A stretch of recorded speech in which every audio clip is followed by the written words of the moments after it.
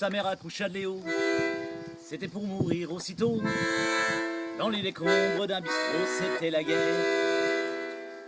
Il a grandi, on ne sait comment, en s'inventant plein de mamans. Des prostituées, des sans-argent, la vraie misère. Comme il avait de l'aisance, il n'était pas idiot. À son adolescence, il devint gigolo. Dans le lit des femmes chics, il fit don de ses dons. À vouloir trop de fric, on finit en prison. Dans la pénombre d'un cachot, on enferma le pauvre Léo. Avec les brigands, les salauds, c'était l'hiver. Pareil que t'es un prostitué, lui dit un gars de sa chambrée. Tu vas pouvoir nous réchauffer, fais pas de manière. N'ayant plus le moral et voulant en finir, en ouvrant ta journal élu, tu peux m'écrire. On dit non, c'est Lila, toi tu es prisonnier. Si tu veux, écris-moi, je serai ta liberté.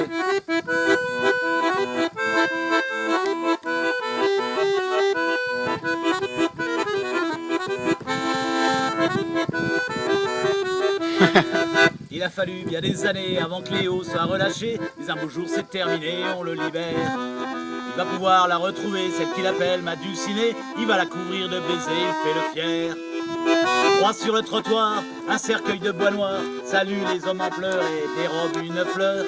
Il arrive essoufflé et frappe tout excité. Et celle qu'il a aimée, j'ai l'air de la croiser.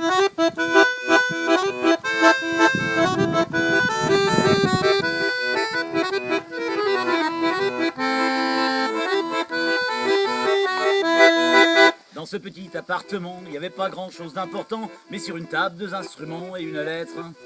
Mon petit Léo, fais ça pour moi, gâche pas ta vie, je t'en supplie. Quand c'est archer, c'est aussi, deviens honnête.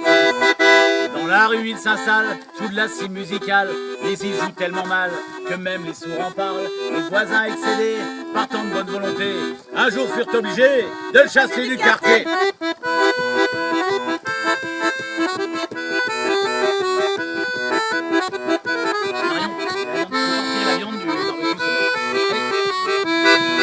Et puis un jour dans les bistrots qui se passait rien de très nouveau, on a pu lire dans les journaux ce fait divers. On a retrouvé sous un camion le corps d'un pauvre vagabond, des brassiers et un archer, c'est un mystère. Si encore de nos jours on entend ce refrain, c'est que du fond de sa cour un jour, un musicien, sans s'en douter du reste, cherchant un air nouveau, a écrit pour orchestre et hurlement de Léo.